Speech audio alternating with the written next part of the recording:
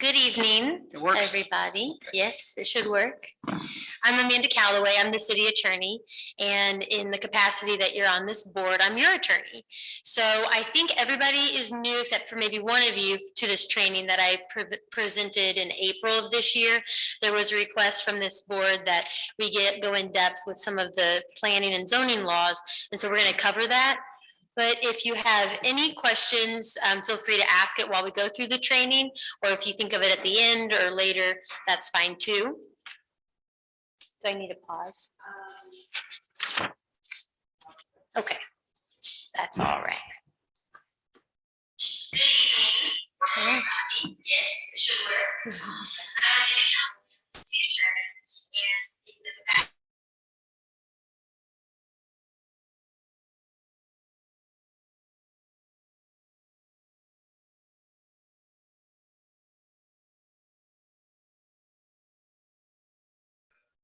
I think you're okay. Still going? Okay. Now we'll get started to the more interesting stuff. So I think what's important to note, when you get appointed to a board, you're appointed by the mayor. He provides your name to the Board of Aldermen and they vote on that. But the question is, well, how did I get here? How did I get appointed? So the section 410 of the Planning and Zoning Commission laws in our city code regulates the composition of this board. They must be appointed by the mayor, must be a resident of Ozark. It's a 4-year term, not more than 15 nor less than 7 members. However, there's a slight adjustment if you have your mayor and your mayor pro tem or your a liaison from the Board of Aldermen sitting on your board, and then that adjusts those numbers respectfully. The next question I think that comes to mind is, well, now that I know how I got here, what am I supposed to do? What is my role? What is my goal here with being on this board? Well, states authorize the establishment of a commission of appointed, so you're not elected, commissioners, you're not legislators, to develop comprehensive plans and the regulations for implementing those plans. The P&Z Commission is the first line of defense against property rights violations and the inefficient allocation of resources. So how can you fulfill this role? The commission can remember the purpose of the regulations and understand the regulations that are in place in our city code and the state laws, and then you can hold effective hearings. So a little bit of background on planning law.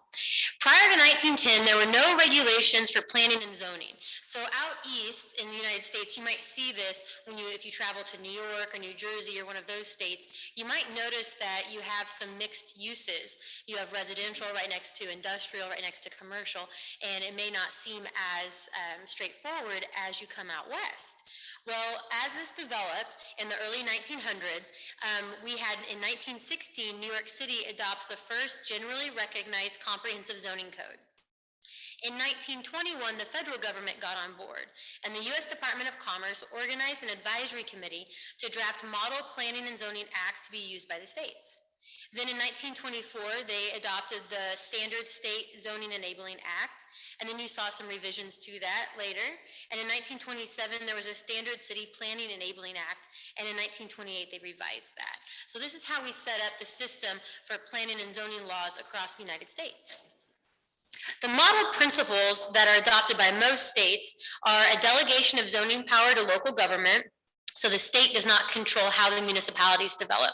They set the baseline rules, and then through those rules, they guide municipalities who adopt their own ordinances that we'll get into later that really set forth the standard for how your community is going to develop. The power to initially divide the local government's territory into districts, a statement of purpose for zoning regulations, procedures for establishing and amending zoning regulations and the requirement for a comprehensive plan, authorization for a board of adjustment with quasi-judicial powers, and the authorization for adoption of enforcement mechanisms. So there was a prominent case in planning law that established this idea that we're going to have separate zones for different uses. And that was the Village of Euclid, Ohio versus Amber Realty Co. And that case set forth this standard. It characterized by the division of a local government's jurisdiction into uniform districts, regulation of density, bulk and use in a consistent manner in each district, and the presumptions that those uses should be strictly separated and densities should be restrained as much as possible. So that's what you see reflected usually as you come out west. In Missouri specifically, we see this type of zoning represented in the development of our communities. Post-World War II, we saw some changes. There were additional flexibilities allowed. We saw overlay districts, which involved imposition of a second layer of regulation on the underlying use regulation to allow for those zoning districts to have more flexibility. We see floating zones enacted, special districts. An example of that would be the historic district. Incentive-based zoning, this would be your community improvement district, transportation development district, a neighborhood improvement district. All of those are developed as mechanisms to incentivize development in a commercial manner in communities. And we see planned zoning districts, or PUDs, that allow for mixed uses. Missouri courts have specifically upheld PUDs as modern, flexible in the approach to progressive land use. And in some cases, we would even say the mixed use ordinance that you just passed and recommended to the Board of Aldermen would fall in that later group of a new idea related to planning law.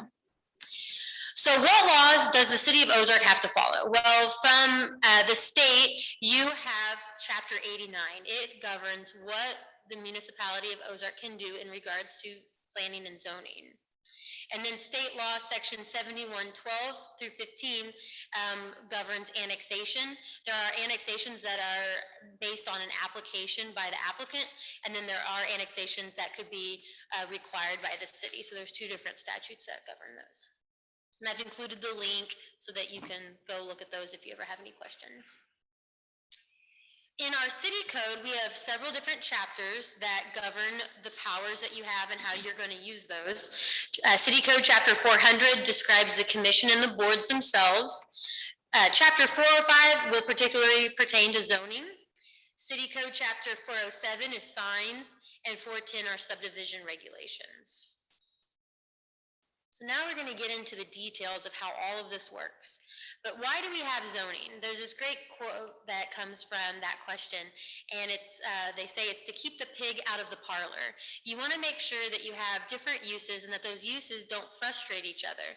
So commonly you don't necessarily want to have residential right next to industrial because the noise, maybe the odor or the fumes, and the intensity of that use are going to create rubs that you're going to later see either in court or at your city council meetings. And so by creating this zoning district and this plan, you can control some of that and keep those situations from happening. What's the first step? So the first step is the adoption of a master zoning ordinance that divides jurisdictions into different zones. And here uniformity is key. One district may have different restrictions from another, but the restrictions within each district must be uniform for all properties within that district. So that's to say that we're going to have commercial properties and they're all going to be treated the same. Residential will generally be treated the same. I know we have different classes of residential and we're looking at one of those tonight for revision, but generally you're going to see those uses all be treated the same. So the first step in this is a comprehensive plan. And the comprehensive plan provides a roadmap for what zoning districts are desirable in specific locations. This is how the city identifies which zoning districts are appropriate where. It requires that the requirement of the state law to have a planning and zoning commission is that you adopt a comprehensive plan. So the city of Ozark has a comprehensive plan, and from time to time the city will go through a pretty strenuous process with public meetings and consultants to revise that for the needs of Ozark and how Ozark is developing, and then publish that so the citizens can come and have input to see how their city grows. It's adopted via a resolution and not an ordinance by the Board of Aldermen. It's an administrative expression of opinion, but not law. So that's important to note, that it's a guide, it's a roadmap. It's not something that is strictly enforced, but it is something that you refer to because it does set forth those goals that the city has for how we want to see the city develop. So what does it do?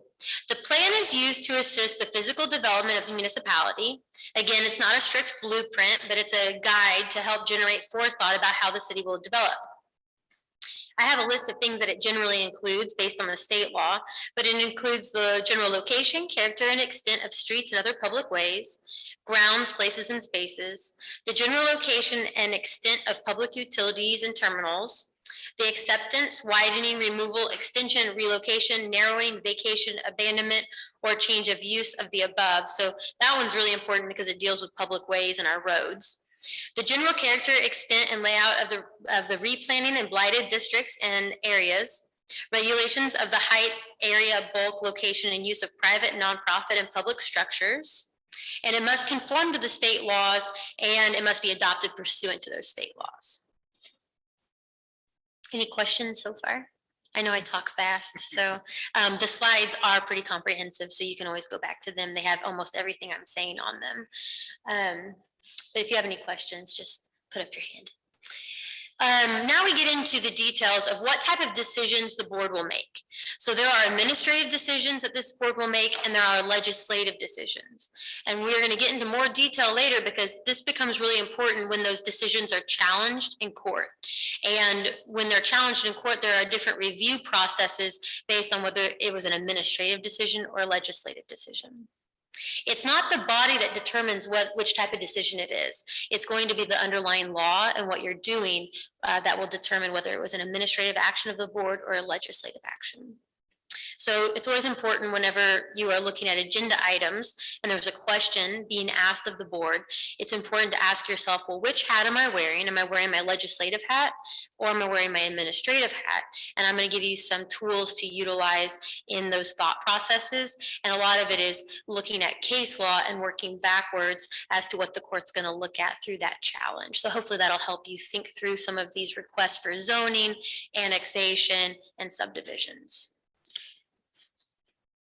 So the standard of review, we have two different types of standards of review, and a standard of review means how the court is going to review the decision that you made as a board, or that the Board of Aldermen made, essentially, when it gets to that level.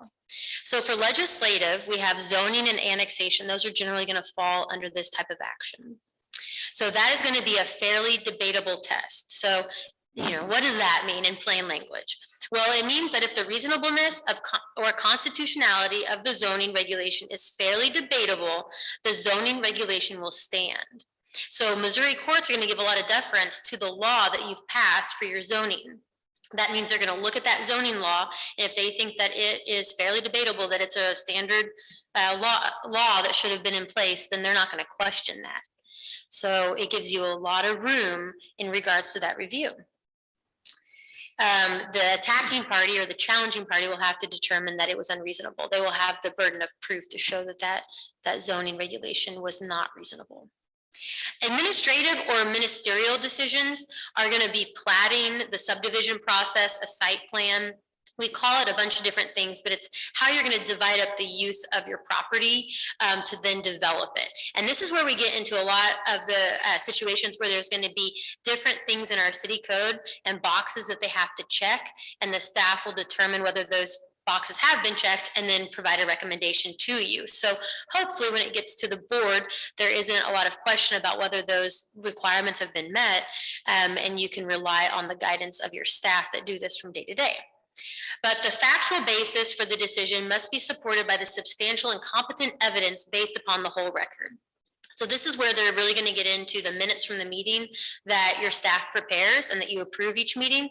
The court will be looking at what you talked about, what was discussed, how reasonable was it, and what was the basis for the decision. And that's why it's important whenever you're making motions and when you're making decisions that we either specify why some of these things are happening, and why we stick to some of the parameters as staff tries to guide you in what is appropriate to think about when you're contemplating different decisions you're making.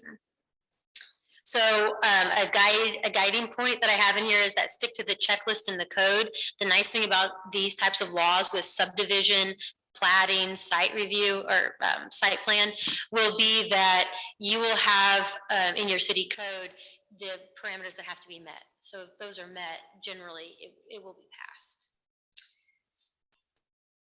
So to demonstrate this, I've created this graphic, which is very simple, but it generally shows you the authority you have and how it gets funneled down.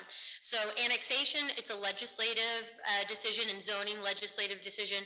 You have more ability to make decisions related to that, and as we get closer to the subdivision or site plan, it's more restrictive.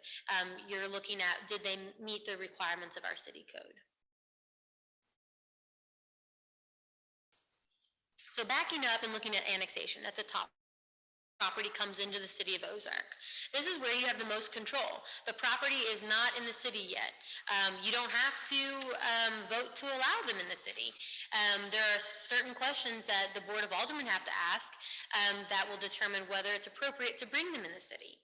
So legal considerations would be first that the annexation is compact and contiguous. There are specific ways that this is looked at in the statute. I won't get into those details, but you generally want your city to be kind of, all together in one area. And I know that maybe the city limits of Ozark do not accurately represent that at this time, but hopefully at some point, some of those gaps will be filled in. You look to see that there aren't going to be any donut holes created, so you're not going to have one area in the center of what you're annexing that is excluded. In those situations, you have to give them an opportunity to be annexed at the same time. You also want to make sure you don't have a flagpole annexation. Now, this one should be easily recognizable because that's where you follow the line of a highway and then you annex property past that. It looks like a flag. I'm sure you could find examples of this if you looked at a map of surrounding areas. It does require a notarized petition by all property owners. So if you have multiple parcels coming in on the same petition for annexation, which is fine, all of the property owners for that recorded piece of property must sign that application. Your staff makes sure that those things have been met. And if the property is owned by a corporation, they always look to see that the governing articles of incorporation or the bylaws state who has authority to sign. So staff does go to great lengths to make sure that the right people are signing those documents. And the authority of the Board of Aldermen is really wide here. They have to determine that the city can provide services within a reasonable period of time. This isn't defined in the statute for voluntary annexation. For involuntary annexation, where the city is requiring somebody to come in, you have to provide it within 3 years. But where somebody wants to come into the city, it's not defined, it's just reasonable. And that question has not been largely litigated. So, reasonable could mean one thing to one person and something else to another, or as a city develops, it could change depending on where our resources go for development of sewer and water. But when you're looking at adding on to the city, it's not just services such as sewer and water, but it's also police services. Are you overly burdening your police force by annexing something that's very far away from all the other locations? You're also going to be looking at the roads. Maintaining roadway is not inexpensive, and that's something to be considered too. So when the Board of Aldermen take that into consideration, that is one of the items that they have to check in determining that they want to move on that annexation to annex it. And it's a consideration that you can make as well. And I included this section up there. We don't receive very many annexations. We're not requiring people involuntarily to annex. So generally we're following section 7112, which is the voluntary annexation. Another time that you may run into the annexations would be a consent to annex, and this law was just amended by our Board of Aldermen. If somebody is going to connect to both utilities, both sewer and water, at that time they will be annexed in, and it's usually pursuant to a consent to annex, and that's a contract between the city and the property owner, and it runs with the property because it's recorded with the property, and that consent to annex would require them to annex at the time that the city pulls that trigger pursuant to the city code section. So there is a mechanism to provide utilities and then bring them into the city, because ultimately you want them to be subject to the city laws and taxes so that they're not a burden on the system that you're providing them the utilities for.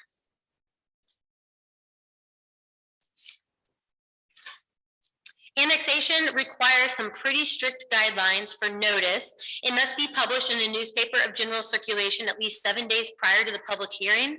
For the purpose of the public hearing, that will be at the Board of Aldermen.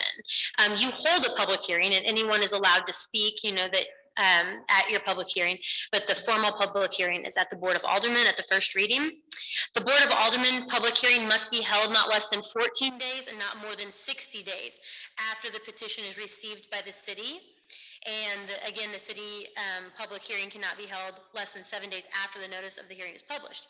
So you're going to see a calendar, I think, of proposed dates later tonight, and you might be wondering, some of these dates seem excessively, far out. It's to meet these timelines, and so the staff has made sure that these timelines are met for annexation. Protest for an annexation, an objection must be filed with the city no later than 14 days after the public hearing. So for annexations, these will not be expedited at the Board of Aldermen. As a fourth-class city, the city of Ozark can have both first reading and second reading in the same meeting. The bill has to be read twice, but they can vote that night if they want to. For an annexation, you can't do that because there's that 14-day period of time where somebody could effectively protest it. And at that time, the city has to do a calculation to determine if it was 5% of the qualified voters of the city. There's a different calculation if there are actually people living in the area that's going to be annexed. And then that would change the number of votes that are required by the Board of Aldermen for it to pass. Any questions about annexations while we're on that? Is it still just in a newspaper? If the newspaper's gone now, there's nothing changed online, or the notice? That hasn't changed. It has not changed. It's still a newspaper of general circulation. So for most of our zoning laws, that's a great question. Those have not been updated to reflect more modern technologies. The city goes to extra steps to notify people, but we also make sure that the notice provisions of the statute are met. But in some cases, we will post the property and do things like that. You're welcome. So the next step, once the property is annexed, it doesn't have to be zoned at the time it's annexed. It can come in with its county zoning, but if you want to see any development on the property as the property owner, or if they want to do something different than what the annexed property came in as, they're likely going to need to rezone it. These will be two different processes, so they are separate, but zoning will be the next step.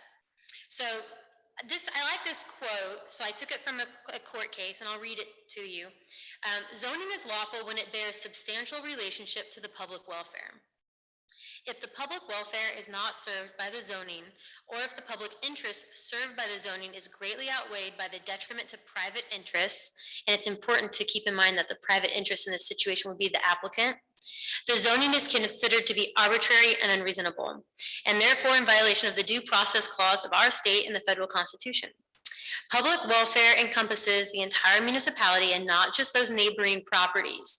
So sometimes when a rezoning comes forward, there will be people who are very passionate about this that want to speak to it, and they are the neighboring properties, but maybe there's a greater benefit to the whole community to have this property developed, and those are considerations that will be made by this board. There are several factors that courts may consider when balancing private and public interests. And when we talk about the private, again, we're talking about the applicant, and then the public would be the general public of the whole city. So these are things that you can think about when you get a rezoning request. The adaptability of the subject property for the permitted use, the effect of the zoning on the value of the subject property, the zoning and use of the property surrounding the subject property, and the effect that removal of the current zoning would have on other property in the area. So the court has said that no single factor in that list is determinative or controlling. And further, the courts have clarified that the use does not include the feasibility of a particular use of the property, and that any such discussion is irrelevant to the issue in the zoning case. So to break that down, they're going to look at the use, meaning residential, commercial, industrial. They're not necessarily going to look to see, you're putting, a store there, and what type of store it is. If it's, like a Whole Foods versus, a different type of grocery store, they wouldn't necessarily get into that detail or want you to consider that.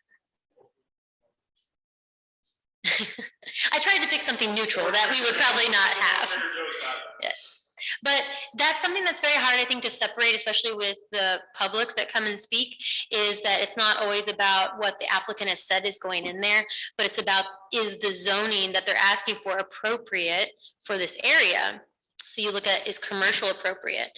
Is their plan appropriate? Not necessarily the type of development that we all want here, like you said, but what they're asking for. And a lot of times you'll look back to your comprehensive plan for that guide. For this purpose, use means the zoning classification, again, such as residential, commercial, industrial, or agricultural, not the specific type of improvement that will occur on the site. So that was redundant, but it's always good to note that.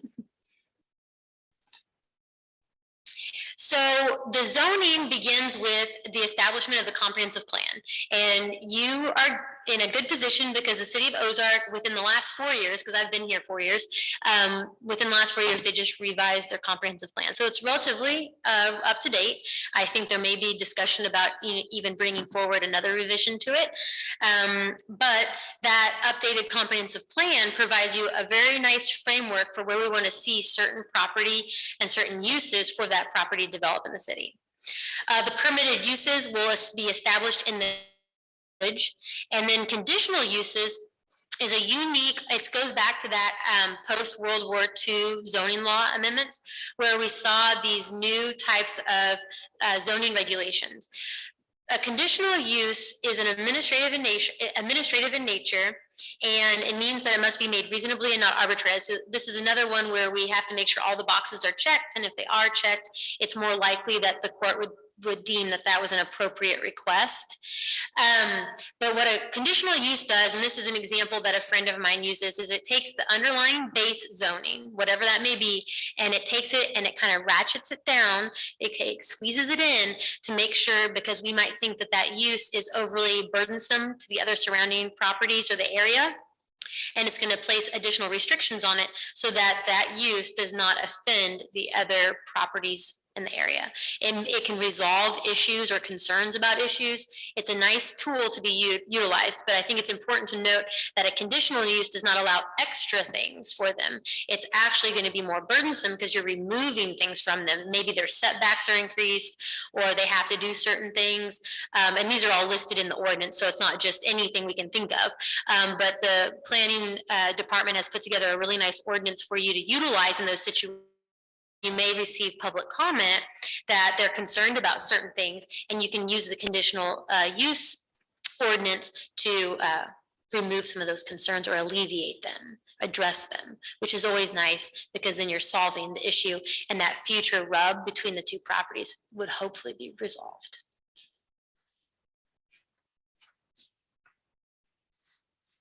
There are some limitations with zoning, and this is where we get into the challenges that could be received for a zoning case. The first will be a Fifth Amendment to the U.S. Constitution claim, and that states that, well, the Fifth Amendment prohibits the taking of private property without compensation and the deprivation of a person's property without due process of law. And it applies to the states through the 14th Amendment. So a taking claim would arise where the impact of a zoning regulation on private property rights is so burdensome that it takes away the value of the property and violates the constitutional guarantee that property shall not be taken for a public use without just compensation. So a lot of times people think about this Fifth Amendment in terms of a taking such as condemnation or eminent domain, but it can also happen where the city refuses to zone property that should properly be zoned, and now that person cannot develop their property. So they view that failure to be able to develop their property as a taking, because you are taking away their ability to develop it as your code allows. So that's a really important one to hopefully not offend. But I think it's a unique one because a lot of people don't think about that the people who surround the property and the whole city has rights, but also the person developing the property has these rights as well. Due process claims will come about in several ways. First would be procedural. And that would be the failure of the local government to provide reasonable notice and an opportunity to be heard. So if we don't follow those notice provisions in the statute, or fail to post the meeting, fail to allow somebody to speak at the public hearing, those would be grounds for saying that this was a procedural error. I think a key thing to take away from that is just because they want to talk about something, there's not necessarily a required response from the board. I think a lot of times when somebody stands here, and I've been in that position, you feel compelled to answer them or provide a response. You don't have to, you just have to listen to them, and then you've met that requirement of the law. They have to have a right to speak to it. So even if they want to talk about something that seems unrelated, it's probably best just to let them speak and give them their 5 minutes, and then you know you haven't offended that part of the law. The second way that a due process claim may be brought is substantive, and that is a protection against a fundamentally unfair process, such as where an arbitrary and capricious action has been taken by the local government in the zoning process. So where a zoning decision is made for purely political reasons or irrational deferral to political considerations. So this would be an extreme example, but Bob wants to zone his property some commercial, and one of you, knows Bob and you don't like Bob, and so you convince everybody to vote against Bob. So that's a really extreme example, and it's not usually that straightforward, but those are the types of things that they're trying to prevent with that type, that protection keeps that from happening, hopefully. Equal protection is where a zoning regulation treats one or a few parcels of property differently from similarly situated properties with no justification. So this would be another situation where you have multiple properties zoned one way, and we just decide we're not going to let this one property do something that all of those zoning districts are allowed. It must affect a fundamental right or a suspect classification unless the action is irrational and wholly arbitrary. So that gets into another level where maybe there's a discrimination based on another element, unless it's just completely irrational. But those I would seem to be less probably common. It seems like the first few claims would be more likely to be brought. Any questions about those? I know it's a lot, and this is kind of getting into the weeds of everything, but it's important to have with you, and then hopefully you can reflect on it. If you have more questions, let me know. Do we have any issues like that? Like these claims? We have, since I've been here, we have not had a legal claim like this. I would say that I think sometimes as an appointed board, and then with our elected board, you obviously are trying to balance the interests of two different groups. You have people who are concerned about the property developing around them, and then the developer themselves. And, sometimes those interests are hard to find a common ground. And I think that this is going to help you navigate that as an appointed board member. And hopefully if the Board of Aldermen, needed to review this, that would help them too. And then you would avoid those types of claims. So, no, I don't think we would frequently see these types of claims, but the goal is not to. So what I get from all of that is people want to talk, let them talk for 5 minutes, and then don't discriminate against Bobs. Yeah, don't discriminate. Try to view everything. Yes, try to view every applicant, just with what they're asking for, and try to leave the other stuff outside. Yes, of course.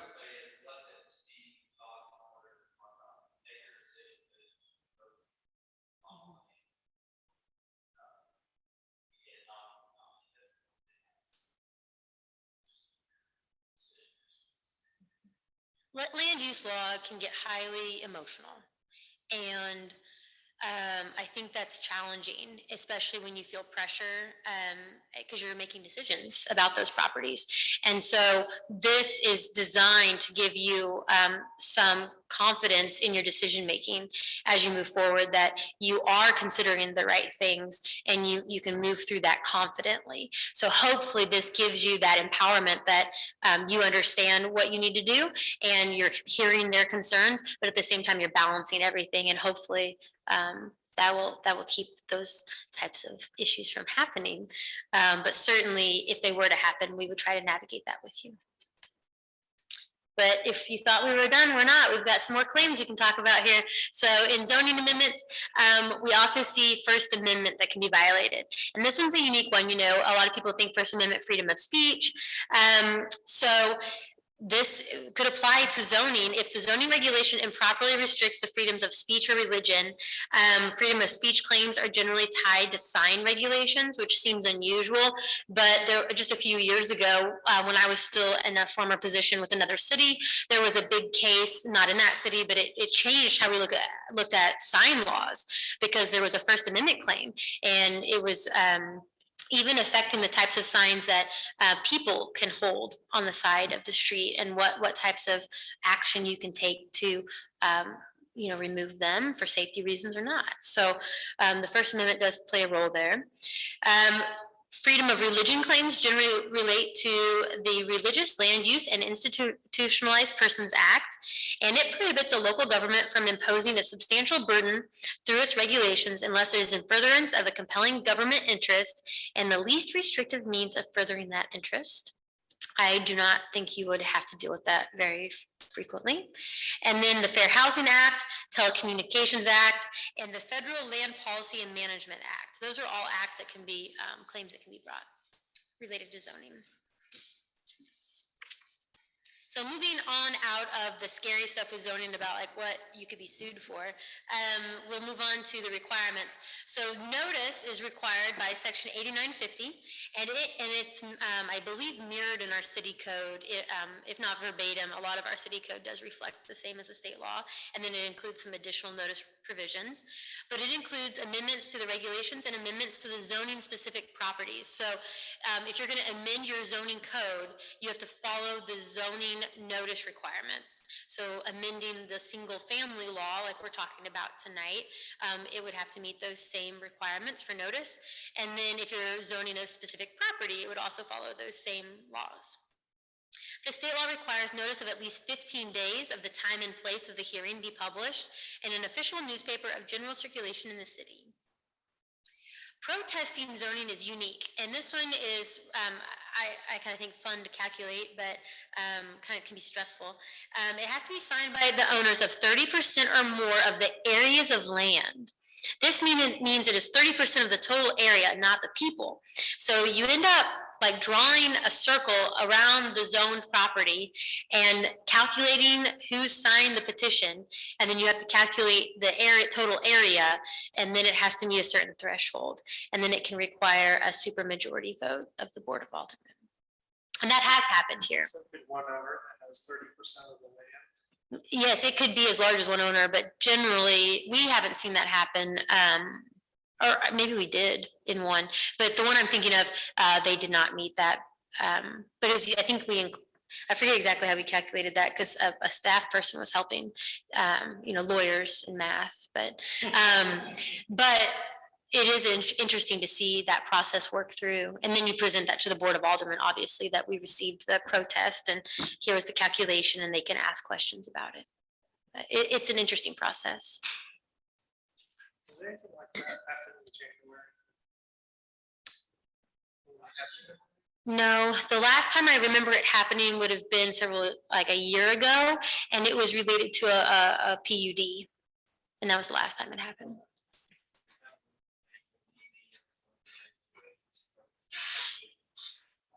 After going through the calculations, it takes a lot of surprising.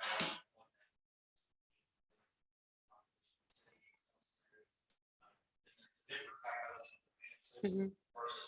Yeah, annexation is 5% of the total population, or it may be 5% of the people who voted. I can't remember how they word it, but that's a lot of people. I think the last time we looked at that, it was 2,000. It was a lot, and a lot of times they don't get that as many people as are required. Oh, sure. So if you meet that calculation in zoning, it just means that at the Board of Aldermen, there has to be a supermajority vote. So you have to have 2/3 of the Board of Aldermen vote in favor of the bill. It just requires an additional person, additional people vote for it. makes it a little bit more strict of a threshold. For annexation, it triggers the requirements in that other statute, 7115, which is the involuntary annexation, which has more restrictive means of going about annexation, which I'm not as familiar with because we've never had one of those, but it would also take a lot of people to meet that requirement. So it's 5% of the whole city registered voters. It's a good question. It doesn't really necessarily impact the Planning and Zoning Commission because the public hearing is not held in front of you. So, good, yeah, good question. So that's the last we're going to talk about zoning. And I know that one had a lot with it, so if you think of a question on it, we can always go back to it. Subdivision or platting. So the subdivision process or platting has some legal considerations to keep in mind. So when the Board of Aldermen reviews a plat, they are acting in that administrative or ministerial capacity. They're not legislative, meaning if the plat meets the requirements of the subdivision ordinance, it generally should be approved. So this is another one where we're checking boxes. And if we want to see something changed, we should probably, as commissioners talk to staff, work on amending the city code, and then you send the city code through, and now you have another box to check. And that's how you regulate that or get changes in that process. The authority of the Board of Aldermen would be to amend the subdivision ordinance within the bounds of the law. So clearly what I stated was exactly what I was going to state next in the presentation. But that's also something that the Planning and Zoning Commission can do. If you see areas in the law that you would like staff to work on or recommend, that's something that we can certainly investigate, bring back to you, and then you can always recommend that to the Board of Aldermen. Something important related to subdivision and platting, something called exactions. And I know one of you is familiar with this, but this is a requirement to construct off-site improvements that are placed as a condition of development on the developer that are an illegal tax unless the improvements are justified by the impact of that development. So that was a lot of words, but generally what it means is you have somebody creating a neighborhood and you're going to require them to build off-site improvements. Like, we now need this road that leads to the neighborhood to be 4-lane instead of 2-lane. We need you to put in a stoplight. Those are off-site improvements. Those are generally going to be viewed as not legal unless you can tie them to the impact that that development's going to make. And we'll get into how that works in a second. There are some really important Supreme Court laws. Yeah. So we had 3 cases. We had Nolan, Dolan, and Kuntz that all discussed when these exactions and how they work, when they're legal or not legal.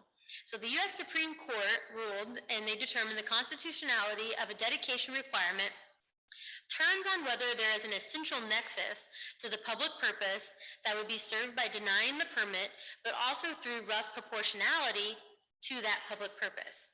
Additionally, a buyout or monetary exactions must also satisfy the same test. And that was that last case. In some situations, places were saying, okay, you don't want to build the offsite improvements, give the city money, the city will build them, and then you can go on with your development. Well, that's still the illegal tax because you're not allowing them to develop their property legally, and you haven't met these requirements to prove that this burden of the development is going to create on the offsite, necessitating them, so you can't require that payment. So getting into the details of the cases, this is a nice outline of the 3 cases. So Nolan, the condition must bear an essential nexus to the reason for requiring the permit. So you want to require a sidewalk, and you're going to say, run through this test. You have to identify a public problem that the condition imposed is designed to address. Okay, that would be, we need more pedestrian access to this site. Show that the proposed development will create or exacerbate the identified problem. That would be that we don't have connectivity of our sidewalks, and show that the condition solves or alleviates the identified problem. Okay, by putting in sidewalks, we can allow pedestrians to safely, traverse this area and access the site. It'll get more complicated than that, obviously. That's a very simplified analysis, but it kind of runs you through the thought process. Dolan is the second Supreme Court case that deals with this, and the condition, meaning the condition to require sidewalks, is roughly proportional to the impact of the development project. So in that example I gave you, sidewalk. Well, let's say we were going to require 12 sidewalks, you know, like it's like 12 miles of sidewalk. And is this development, is that proportional to what you're going to require? Well, no, it's probably not. 12 miles of sidewalk is a lot. So maybe we really need to be looking at just, you know, the sidewalk that gets them to this site, or the sidewalk that traverses, you know, around the perimeter, things like that. You can't be unreasonable in your requirement.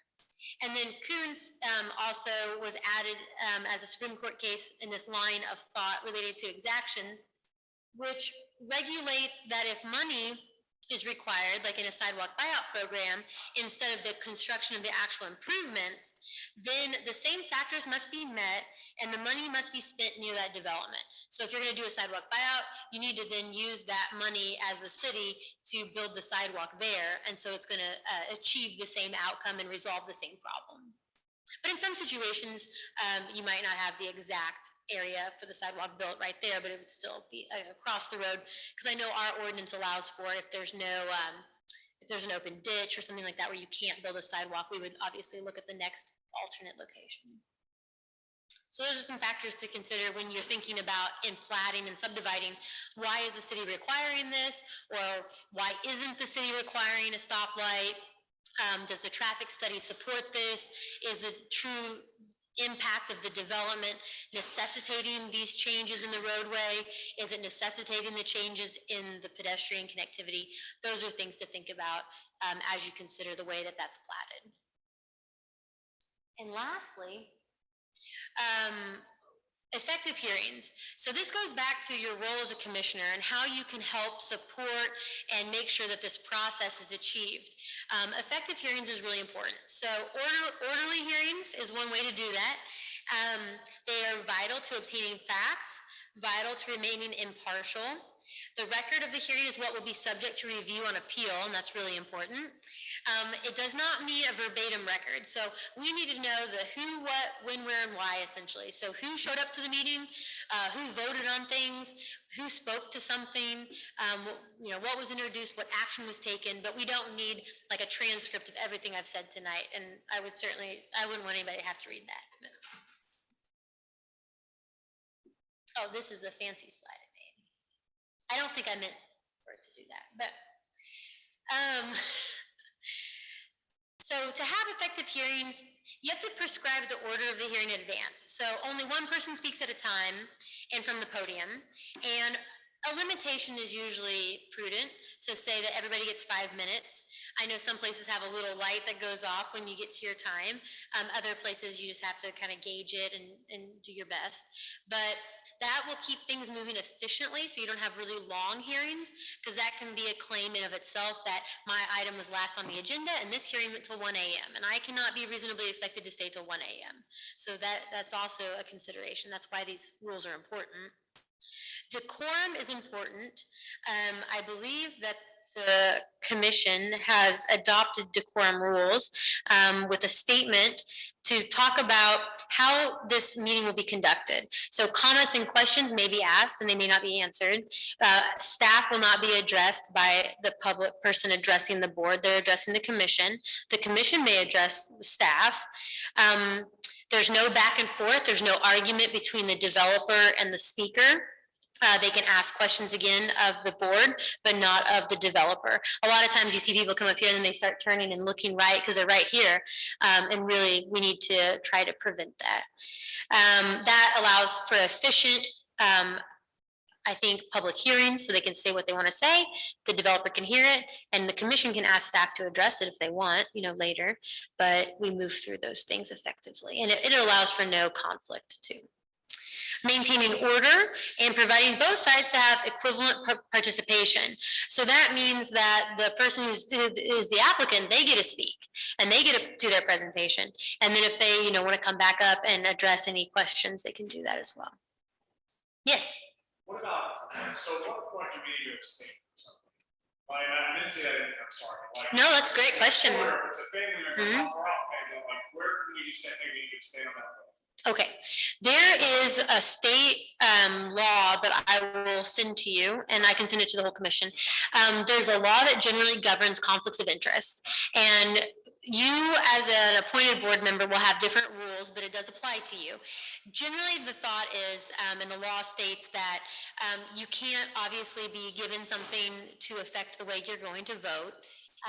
You cannot take any action that's going to favorably change you monetarily, unless it's related to retirement, which should not affect you, or your family member, meaning your spouse or your dependent child, or a business interest that you have a certain percentage of ownership of, your spouse or your dependent child has ownership of. There's other, you can't, as an appointed board member, generally like provide services to the city. So if you owned like a woodworking company and you wanted to come build like a new podium, we can pay you to do that because you're serving in this capacity. But I can send that to you, and I would encourage you. That's a great lead into this.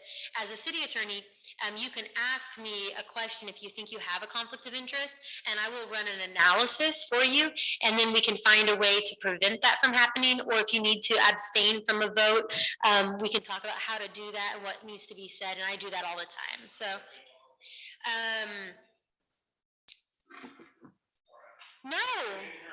no, that's great. I don't think I had that in here, so I'm glad you asked the question. That's an important one. Finding of facts. So what facts are you trying to find during the hearing? Mostly are going to be provided by the staff.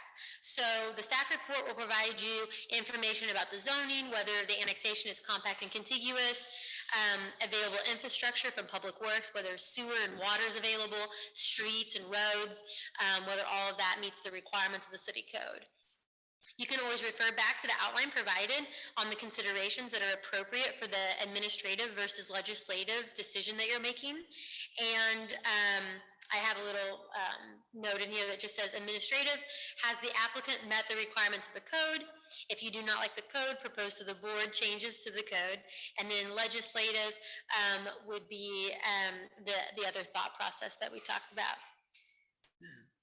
Here are examples of things that would be irrelevant to making a determination. Fears, the number of people in one position or the other, promises, personal characteristics of participants, and unsubstantiated claims about potential impacts. We hear this a lot. That's why we require certain reports to be made by the developer of property, such as a traffic impact study or a potential study on engineered stormwater, and those things are to be taken into consideration to address those concerns, but a lot of times there will be claims that are not necessarily substantiated. So are those items that are generally addressed when doing a development, or is it something that just has to be addressed if there's public outcry or? If you're speaking specifically to the like stormwater and traffic, and that would typically apply to whenever the property is going to be subdivided or platted. And in those situations, the city, through our city code, will require that the developer provide certain things. The city administrator you can chime in here if you want to, or I'm used to Steve sitting here, but the planning director. But generally, those things would be addressed at that time and in the staff report with it. So you shouldn't, essentially, you won't be up there without any guidance of that information. Kind of approved and checked out. If the staff was concerned about it based on our city code guidelines, that would be addressed in the staff report, and hopefully the staff would work that out with the developer in advance to alleviate those concerns so that the city code sections are met. A lot of that comes to with the traffic counts and the traffic study and things like that. Improvements needed, they should be addressed in that plan. However, if there's something that you feel that the city should take into consideration with a subdivision, you can certainly propose that be added to that list, like I talked about in the city code. And once it's added to that list, that's another requirement that has to be met. Things develop, if you notice another rub between development, that might be something that you could talk to staff, maybe they'll tell you how that's already been alleviated or what language we could add to the code to alleviate those concerns. So that's the hidden, the camera takes care of Yes. before it even gets to us. So. The goal of this is really all the things is once it gets you guys back. Yeah. So as you're looking at this, it's kind of a very short piece, not a lot. Consider zoning gets a little more specific. Once you get to that subdivision stage, planning, that's when we're going to start looking at design.